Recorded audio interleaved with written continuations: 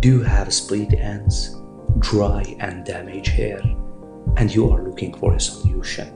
So today we are going to speak about the solution. So here we are introducing macadamia hair treatment. So it's very easy to be used. Step number one, we wash the hair with the shampoo.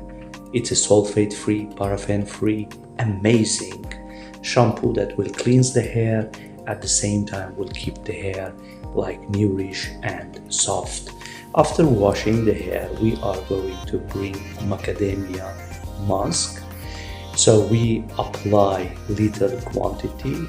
We apply the quantity depends how long and how thick is your hair. It's an antioxidant. It's amazing quality. So the application will be, we are focusing only in the damaged area, on the dry places.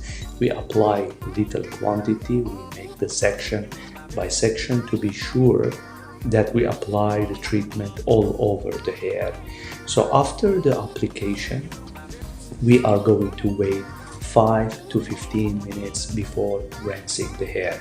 So a macadamia treatment is rich from omega-3, omega-9 fatty acid that will hydrate and nourish the hair.